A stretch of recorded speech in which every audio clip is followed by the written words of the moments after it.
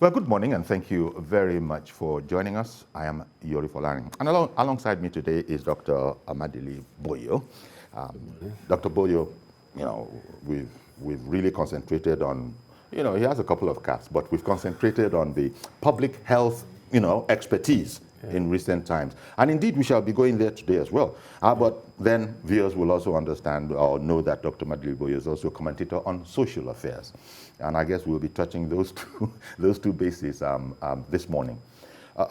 First of all, the big news, the irregular, Nigerians with irregular status in Saudi Arabia, they've arrived the country, 300 odd out of maybe a total of 800. We'll get the particular figures in the film report that is following. And let's look at that, because right now I understand they're being processed so that they can be, we will know what to do in this time of the pandemic, which of them need to be, sequestered away and all of that kind of a thing. So let's look at that and then come back to studio. A cry for help from Nigerians kept in deportation camp in Saudi Arabia went viral, and the Nigerian government promptly responded. 384 of these migrants, men, women and children, have now returned home in a first batch of evacuation facilitated by Nigerian and Saudi government. While Foreign Affairs is coordinating here, our foreign mission, the two missions in Saudi Arabia, were facilitating in Saudi Arabia, which is the embassy in Riyadh and the Consulate General in Jeddah. Many of them complain of unfavorable treatment meted out to them at the camps in Saudi Arabia. Two of the returnees shared their experience with us. There are a lot of stress there. They don't really like we Nigerians. They started arresting people, even the ones having legal stay. They just condemn the papers and just arrest them like that. While most of the returnees are irregular migrants, new COVID-19 protocols in Saudi Arabia affected a number of them. Many of them traveled genuinely. Possibly their visa expired there. They could not renew. They could not travel back because of COVID. Many of them, their assignment got expired, and the COVID could not allow them to come back. Officials of the Ministry of Foreign Affairs, Nigerian Diaspora Commission, Port Health Authority, NCDC, and other government agencies received them. Returnees will be quarantined at the Federal Capital Territory Hajj camp for 14 days, in line with COVID-19 protocols. FCT administration has been up and doing since last week to arrange the place, a befitting place, where our Hajj pilgrims use before departing. The returnees will be profiled by authorities and all necessary social arrangement for their reintegration made. We help the federal government to profile them to know how we can best help them going forward. We'll wait for them after the 14 days of the quarantine. We are planning to get them back to Kano State with our own support. We have different activities that we intend to engage them for them to be back to their food. The Nigerian government has consistently raised awareness about the need to shun irregular migration to avoid being subjected to inhuman treatment abroad. Of the 384 Nigerians that arrived today, 300 of them are men, 83 women, 1 infant. Over 300 are also expected in the second batch tomorrow. Moya Thomas, TVC News, Abuja. Well, thanks to Moya for that report. There you have it, Dr. Boyo. It just occurred to me. First of all, we're thankful to have our people back. Irregular or no irregular, that's a secondary issue. We have them back. There was this distressing video that caught the attention of the authorities. So many corpses in body bags. Okay, now they're here. But we are also in the middle of, like everybody else in the world, middle of this pandemic. This is not going to make things easier because, as you heard on that report, they're being processed now, so they know how to profile them. But stresses all over the place, the system. Or do you think that, well, for now, we do have, you know, an adequate system that can accommodate these kind of blips? Yeah, this is typical of us. You know, we always fire on the mountain. We never pre-plan, and he who fails to plan has planned to fail. The first thing you notice there is that the Nigerian embassy in Saudi Arabia ought to have processed them. These are Nigerian citizens in Saudi Arabia. They've been, as it were, stranded in Saudi Arabia for some time. Things like their COVID tests before they came to Nigeria should have been done in Saudi, because Saudi has capacity and they've done a lot of testing on their citizens. So there should be a Nigerian embassy in Saudi, should have profiled them, done this COVID test before coming here. Maybe they did, by which I mean they didn't really talk specifically, unless I missed it, of testing them. They talked about temperatures. And they talk about testing, sir, and that's the problem. If you're coming, they still are going to. If I mean, there are very few, 383 people. Yes. The original people coming to the country. The embassy in Saudi Arabia, Nigerian embassy in Saudi Arabia, ought to have profiled them. Okay. And gotten every information they need. Even every embassy has DSS. They have security people that work in embassies that can go through everything, who they are. They have national ID card. Driver's license, passport. You can know who they are, where they are from, the state they are from. You can know their skill sets and things like that. So you're saying it might have been better efficiently handled? Yes. A bit more than and what maybe we they did, but the reporter may not have known. We don't know. But what is obvious there is they're telling us that we're going to profile them, and after that, find out what skills they have and be able to help them. Yeah. It's as if you're talking about people that ran away. They said these guys went to Saudi on assignment. And when they were to come, among other things, and when they were to come, there was a lockdown in Saudi Arabia, and so and the lockdown in Saudi Arabia was lifted many weeks ago. Yeah. Now they're just coming in now, and it's a batch of them. This is just the first set from what we heard. So and that's the problem with the embassies all over the world. They're always short-staffed and not well equipped, and they're underfunded. And also the directions you should get. You are bringing people to this country, COVID-19. HIV, whatever it is, find out what, not because we want to stigmatize them. When they get in here, we know that we're doing a second test. Because these guys are positive here, go to one corner, we'll repeat your test. So they don't have to mix up with those.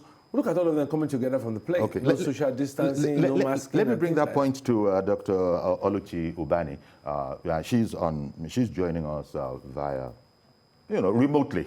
Don't know which of the services. There you go. Good morning, Dr. Ubani. Good morning. Thank you very much. Thank you very much for joining us.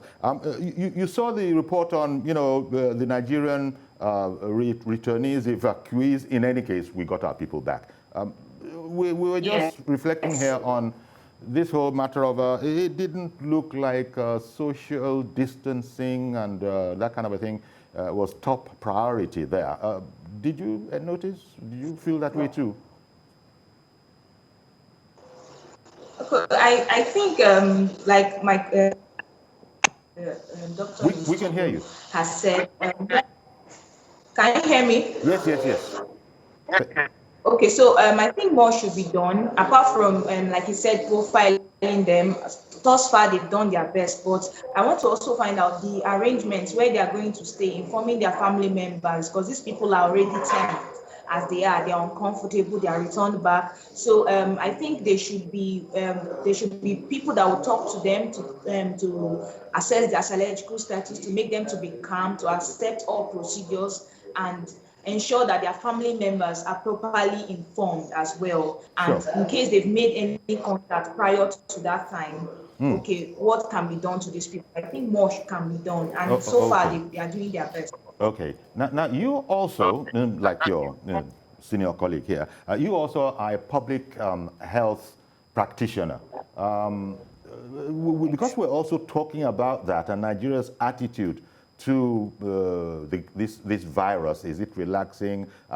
Do we have it under control? And then I want you to link that, if you will, to the scenario of that report, and maybe use that to comment on how we ourselves are getting on with the business. Quite frankly, in the eyes of you doctors, you medical health people, are we where you'd like us to be? No, we're getting there. We're not there yet. We're getting there.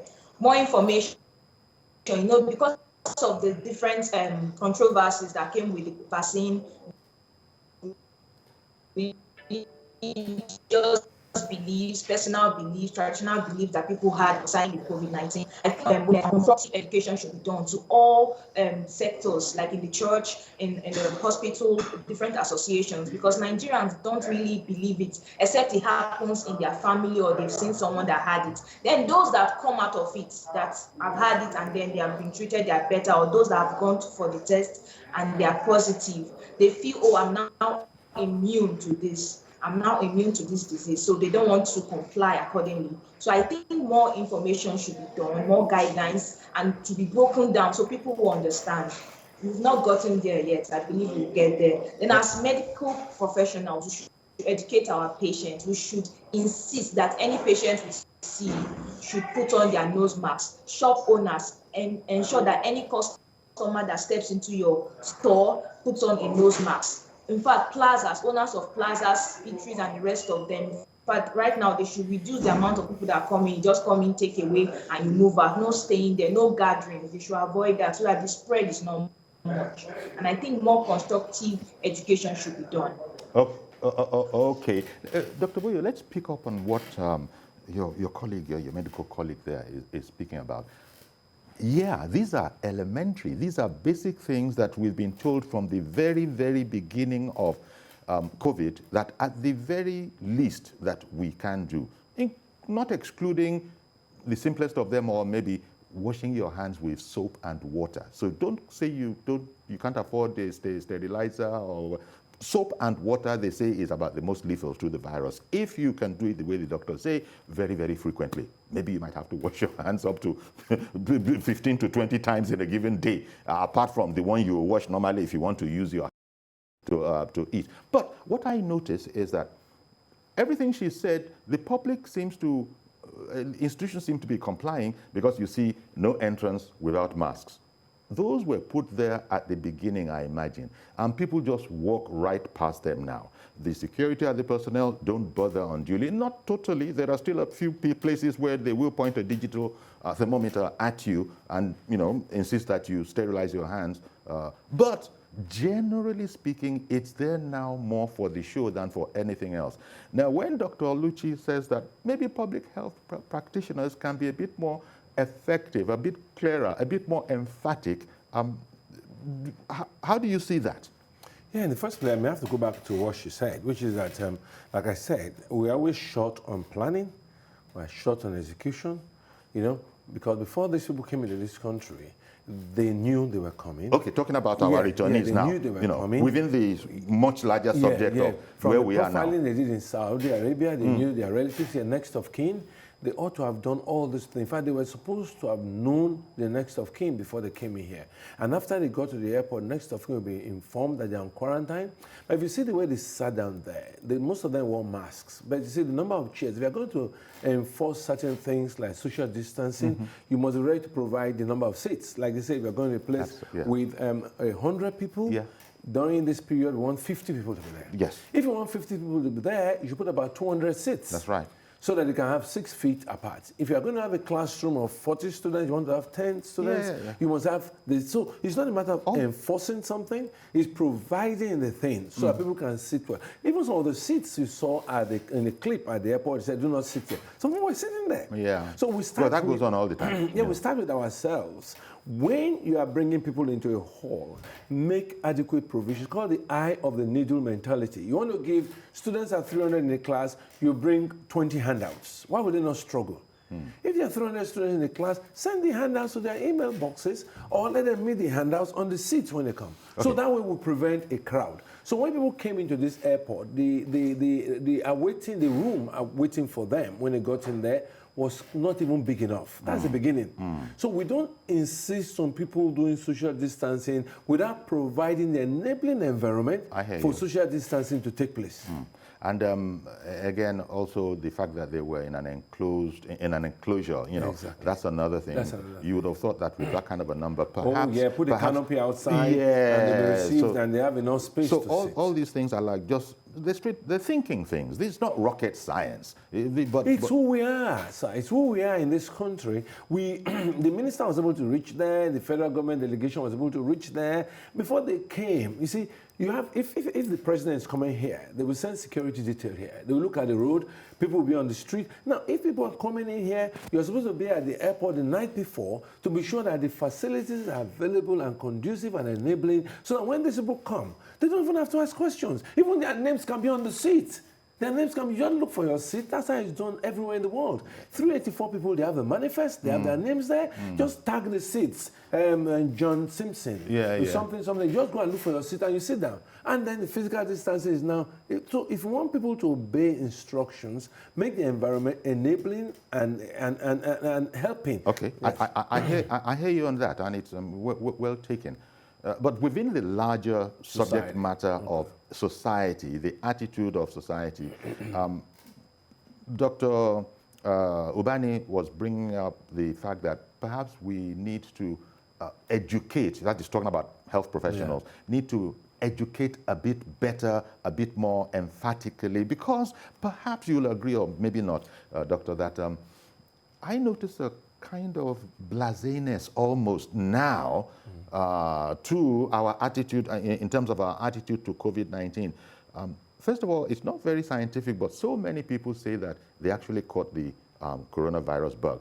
But what they really mean is that they just got certain symptoms in their own body and didn't even wait, and then brought all the and this is an important point of this particular program. They bring in all the health foods, herbs, anecdotes that are going on video, turmeric, ginger, onion, garlic, pineapple juice, and they then begin to treat themselves, and they will testify and swear that within 4-5 days, it vanished. No more sinuses, no more fatigue, no more nothing. My temperature came down. So people seem to have found a way in their own minds, and I wonder how much of it is the placebo effect and how much of it is actual curing and healing going on. All right, thank you.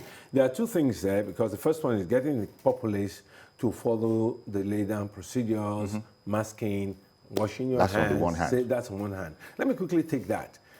If you are going to get people to change, there's what is known in public health as knowledge, attitude, and practice. What do they know now? And how can we change what they know? And how can we now encourage the attitude before the practice? Now, going there, you'll find that within the larger society, people don't really believe that COVID-19 is really taking lives. Because they only hear from America, they hear, we don't even have, by yesterday night, I had a colleague that could not get a bed in Luth. From 8 o'clock yesterday morning till about 11 p.m. Now, we need people to also, the media to also let us know that the hospitals are getting filled up. Not just of COVID-19 alone, but other illnesses. Because the normal business of a hospital before COVID-19 includes delivery, cancer. Yes. So all of that is still going on. Those things are still going on, and they don't stop because of COVID-19. Are you getting me? So we have issues now with bed space in general hospitals and the teaching hospitals. Now, coming back to what we're discussing, there's this mild strain. People feel some symptoms. And because it's a novel virus, we don't see so much of initial high temperature, cough, sneezing, sore throat, loss of appetite. What people now experience commonly in general practice, as we see people every day, is this debilitating weakness, severe lethargy. And joint pains. And they're not able to get up from the bed. They are so weak, and they stay there. And the next thing they do is to say, I have COVID-19. Now, it could be COVID-19 because it's a novel virus and it could be a mild strain. But the point is that until you are tested and you are classified positive, you don't tell people you have COVID-19. That one costs 50,400 to know. That's in the private. If you go to NIMA, Nigerian Institute of Medical Research, or you go to the IDH, you do it free of charge. Oh, okay. Now, Dr. Ubani, you've been listening to all of this. First of all, weigh in on it. I'm talking here about the general attitude in the public. Maybe up where you are, what is the public attitude there to this whole matter of taking the initiative and determining when they think they have COVID-19, going by symptoms? People are just researching this thing online any old how now, and are really self-treating with natural products, natural herbs, and that kind of a thing. That seems to be giving people some sort of a safety. How much of it do you think is the placebo effect in action, and how much do you think is actually, curative, therapeutic, or effective? Okay, thank you so much. Generally, Africans, we are religious and we are superstitious. We always want to believe in something that will comfort us. Now, by the time the rise was going higher and higher and the spread was becoming more pronounced, people started getting scared. And remember, when the news spread widely, was a time when in Nigeria, naturally, it has been occurring. We have the dry weather, people experience dry cough, people experience most of the symptoms that come with COVID-19. Now, when the extra symptoms started coming, people started coming with care. Now, before the COVID-19, people have resorted to traditional remedies to take care of their cough.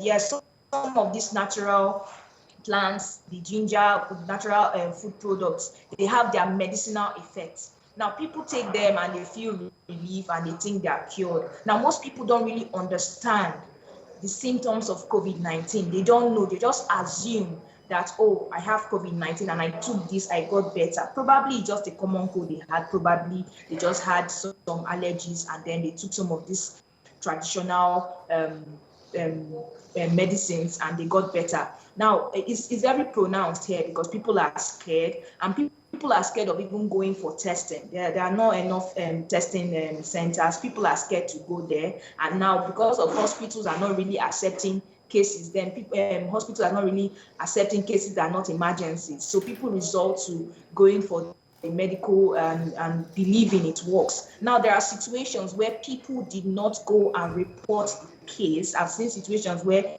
someone had COVID-19 and resorted to taking remedies, the concussions, they drank them and they didn't get better. And by the time they got to the hospital, it was quite late and that life was lost. So I think just our general way of living, our beliefs, pastors believe. Now, some of those medicinal things we take, I'm not saying, oh, they don't have they don't have the advantages in them, but they are not the cure.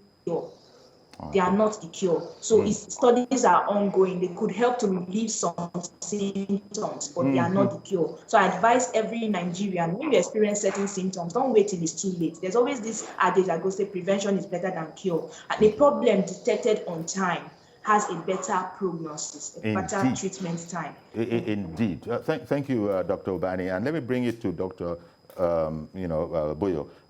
That last thing she said, look, in a situation like this, just about every Nigerian, that's a bit hyperbolic, has become something of an expert on COVID-19, by which I mean that they're listening to programs like this, they're taking everything that you, the medical doctors, are saying, but they are not discounting what another sector of medical workers are saying. That is, there are also videos of nurses, professional nurses, who are coming on and saying things on video, who are coming on and saying, look, I work in this hospital, some hospital abroad, this is what happens, this is what I use, and that kind of a thing. And so that's another layer, unauthorized maybe, not very formal, of Medicare. Dr. Oluchi was talking there about the attitude, and people no doubt will be misdiagnosing, but it's not strange in these times for people to want to take care of themselves. You doctors, I don't imagine that you've had it very good, by which I mean people will do everything not to go and consult with a doctor because it costs money, unless it's a free place. Yeah. Everything, especially in Southwest, those ones, there's a thriving trade going on, that kind of a thing. How do you think we can address this realistically? Because people are not going to let go of their known native cures. Yeah, but they're going to do when they die. or when they get to the ventilator. The point is that people are now arriving in hospitals where COVID is being treated with burnt throat from inhalation, with all kinds of things. That's another popular one. So at the end of the day, yes, it's good to steam inhalate, but then what are you treating? If you have COVID and you're positive, ask for help. Yeah. Now, it is unethical for a doctor or a nurse to go and take a video of herself on WhatsApp and say, this is what I do. Why? Because at the end of the day, if you have found a cure, put it in your medical journal, your nursing journal, let your peer review go through the journal before it goes to the public. So even the professionals are not behaving in the classical manner. This is the best prevention in the world. That face mask is the best prevention in the world. Social distancing is preventive. In fact, it's a vaccination, as it were. Social distancing is a preventative thing, you know, and washing your hands. But we run all the. If we can do this, we will not need the garlic, the onions, the lemon, and everything. We can do this. If you sidestep this, then you are going to have a lot of trouble. Okay, spoken as a true medical doctor. I'm going to take a break now. We'll be right back and we'll continue this conversation and also take your calls. Stay with us, please. Okay, welcome back. Still with Dr. Boyo and indeed Dr. Oluchi Ubani in Abuja. Now, COVID-19 is in place. It exists. Nobody should say it doesn't, even though there are conspiracy theories that are carrying on along that line, not just in Nigeria, but around the world. But it does, and it is those who have actually come out of it that are so emotional. They get so emotional when they hear what I am telling you I've gone through, and yet somebody is going to sit down there and open his mouth and say COVID-19 is not real. People get angry and they wish they could grab their compatriots by the shirt front and shake them into. But there are still those who are carrying on in the blissful state that they have chosen for themselves. Now, how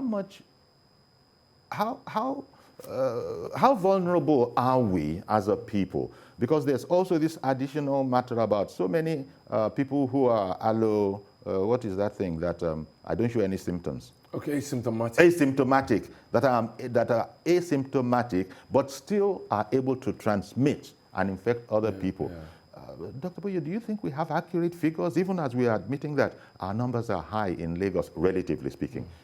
Do you think we No, we don't have. It's straightforward. We don't have. We don't know the number of people in the country. It's probably underreported. I enter Lagos every day. So what we're saying is probably underreporting cases. Yeah, it's likely to be so. More so when we're not testing. You see, it's testing and tracing that can give you the accurate figures. Now, we are talking about people treating themselves at home. They may not even be treating COVID. They may be treating malaria. That is those who go for self-medication, self-treatment. Yeah, no, not even self. Those who have not done the testing. But have not. But if you have not been tested, I see. And you just feel you have COVID, that's a feeling. That's not a diagnosis. Yeah. The diagnosis is based on your symptoms and then the test. So the proper thing is to go for a test at any of the centers. If you have been exposed, at any of the centers that you just mentioned. Yeah, it's not just the 50,500 no, one. 50,500 or 40,000 or 30,000 is in private sector, private hospitals. The government still has the NIMA, Nigerian Institute of Medical Research, and then the isolation centers and the infection disease hospital in Yaba. The mainland hospital. You can go there, but you still ask you questions. You fill a form.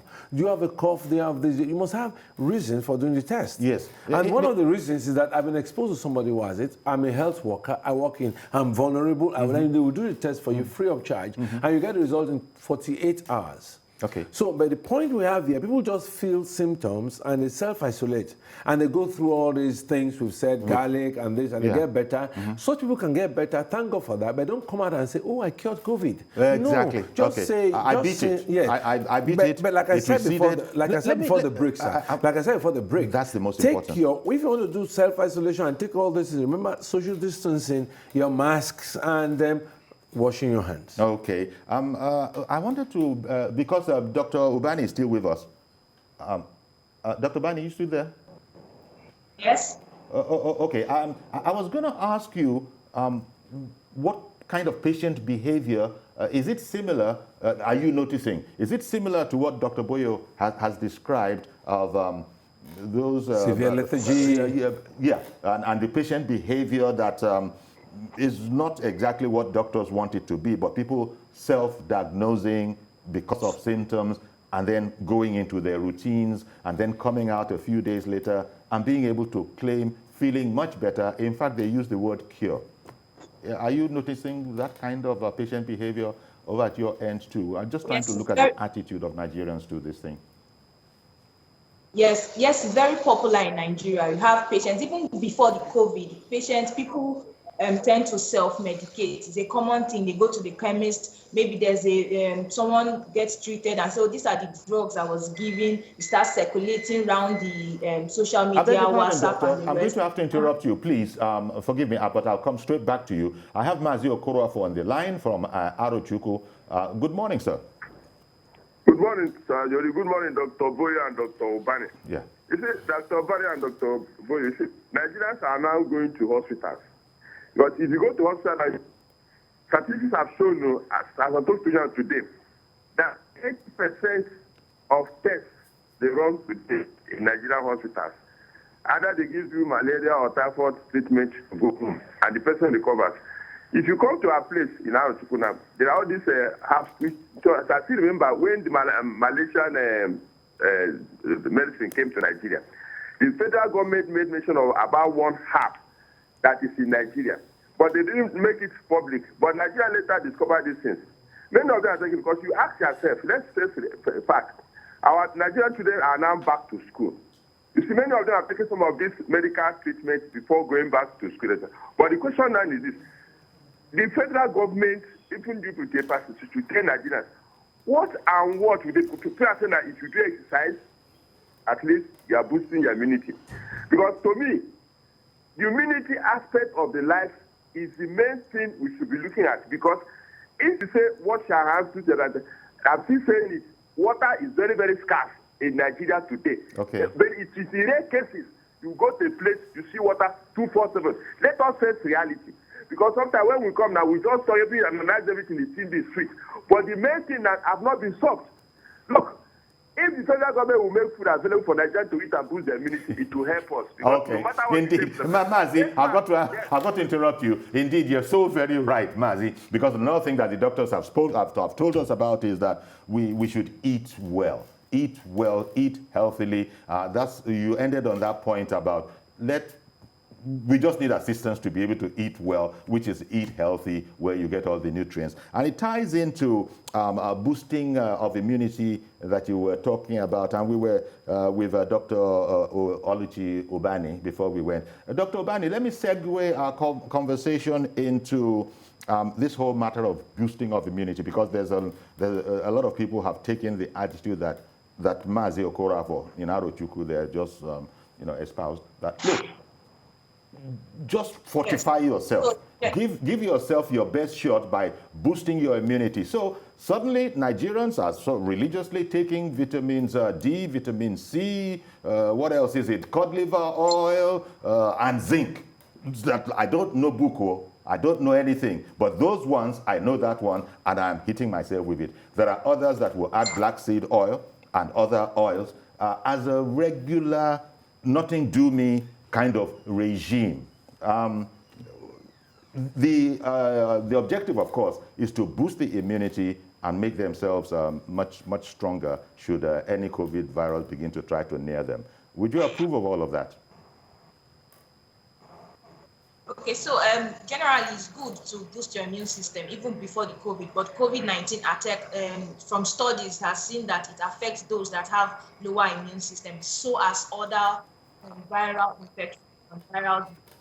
So you have to meet I don't advise over the counter, you just get drugs. You have to meet your medical practitioner for guidance. Okay. They'll tell you, oh, this is what you should take. But there are some OTC drugs. There are some OTC treatments, vitamins especially. You don't really need a doctor, do you? Especially those ones that, I don't know. Or are you saying that, because people buy vitamin supplements, even though, yes, now I remember as I'm speaking, people say consult with your doctor before going there. Is that the kind of thing you're talking about, Dr. Oluchi?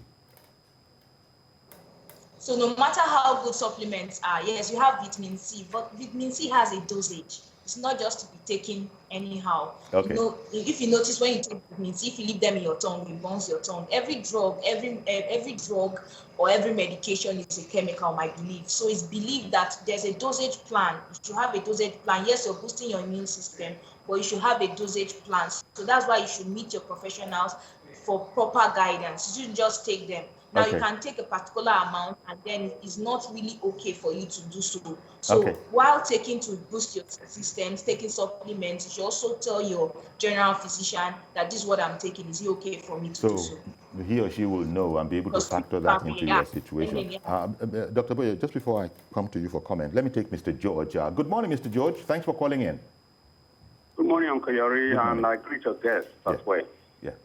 Uncle Yori, I would like to ask Dr. Boyo 2 questions. This COVID-19 spread, there's a lot going on in the social media by people trying to miseducate people not to take vaccine, that vaccine is being produced in order to eliminate Africans. Why is the what's the medical professionals doing about this? I don't want to talk about NOA again because it looks like that organization does not exist. Let's just leave them the way they are.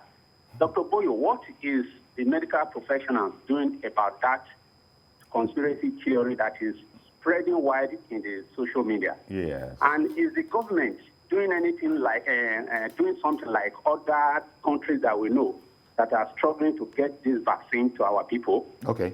Thank you. Thank you. Yeah. Yes, the vaccines, and there are no controversies majorly among medical practitioners. The vaccines are here to stay. They've been discovered, and people are taking them. I think the question is that those theories that are speaking against the existence, against the truth of the existence, what's the medical community doing to counter this dangerous threat? It's not by medical folks. Yes, I know. The first thing we have to ask ourselves is that if you don't take the vaccines, what do you want to take? Because this disease is going to be with us for the next 5 years or 10 years. We don't know. Just like polio has been with us forever. These vaccines should be with us for the next many years. So the first thing we're going to ask ourselves is that, do you want to die from COVID? No. You want to prevent COVID, use your mask, physical distancing, and all those things if you don't want to get COVID. Now, if you get COVID, you get treated. Now, the question is you have to ask yourself, you're going to get COVID if you don't do those things, except you have the vaccine. Now, people that are working in front line, the doctors, the nurses, and all these people, and people living with others who have COVID, must get vaccinated. So what are we looking at now? Those conspiracy theorists are what they are, conspiracy theorists. And the best way is for us to fish them out and educate them. We cannot continue to go on and on about why they are wrong, they are wrong. Let's study what they are saying. Listen to them. Take them up on one-on-one basis and on maybe a debate, and let's hear them out. What they are simply saying, many of them, is that these vaccines were not passed through what is known as traditional clinical trials, where you test a rabbit, you test an adult, you go over like 5 years before these vaccines are approved. Many of them are saying that these vaccines were too fast, and there's a likelihood that they jumped so many. Remember, these vaccines are described as authorization because of the critical situation in the world. The country loses 450,000 and almost 1 million people are dead all over the world, more than people that died in the world wars. Now, what we are talking about now is that they didn't go through, yes, they didn't go through those basic norms of clinical trials because over the years, technology had improved. How did technology improve? The DNA sequencing had been unraveled. People can now look at a virus and do something to the virus. And after you have done something to the virus becomes unable to kill the human cells. I'm explaining in everyday language. And then they're able to do that, and they tested people in various parts of the world. The Pfizer vaccine, those people were tested, but they were not large enough and not over a long period of time. That's what the conspiracy we have a theories. vaccine, even though there's some talk going on about how effective a vaccine really is. We've heard that the best case scenario, you get hit with a vaccine, you're protected for the next 5 months or thereabouts. It's not as if it's a one-time shot forever. No, it's not a one-time shot. It's not forever. a one-time shot. Before I continue, let me bring in Omaye. Good morning, sir. Calling in. Is it a man or a woman? Omaye. Did I get that right? Is Omaye on the phone? Sir. Good morning, sir. Good morning, sir. Yes, sir. I want to contribute to the discussion. Go ahead, please. Go ahead. I just want, from this news now, this program, I just want them to help us in Kogi State. What's the situation? To enlighten people. To enlighten people. To enlighten people? Take smart, yes, or using of take smart. Okay. Thank you. Hello, are you there, Mr. Omaye? It's dropped. There's a peculiar problem in Kogi State. Because Kogi is relatively free. No, not really. The governor believes the state is free. And they've not been doing testing and tracing. So you are living in what could be described as a fool's paradise. You are living in ignorance. So people don't know. So because they've not tested, if you look at the reports, the results, Kogi always has a minimum thing. So people that are educated, enlightened in the state are wondering why people don't wear masks. People won't wear masks if the governor doesn't believe in it.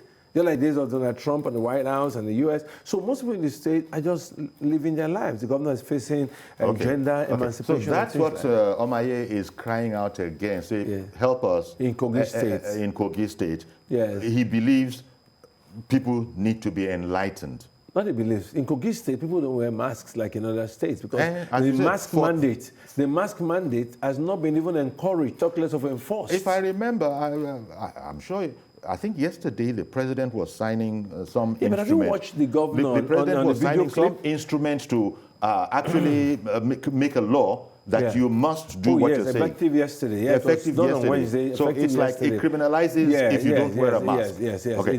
Let me take Ada. Good morning, Ada. Good morning, Mr. Yuri. Good morning, Happy New Year. It's my first time meeting you this year. Compliments for listening to you too. And good morning to your guests there. Yes. Good morning. My problem with this COVID-19 in Nigeria is that we are not testing enough in the first instance. And then I find it ridiculous. I don't know what the PTF is doing about it or the NCDC. You know, for 6 months now, I've been monitoring the charts. Some states have never recorded any case, and we're all keeping quiet. You know, so what's happening?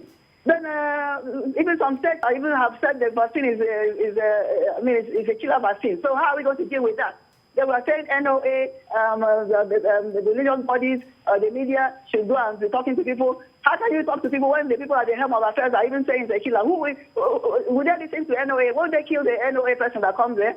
And this vaccine, even when we procure it, I'm advising that they shouldn't go door to door, steps to let them have a center where the people will go there and voluntarily, take this vaccine. I don't want us to lose any medical doctor or any caregiver, like in the case of polio. I don't know what's wrong with this country. But President Buhari has signed the act or whatever on the point. If the act, if they don't think the sign is not the issue. The issue is enforcement.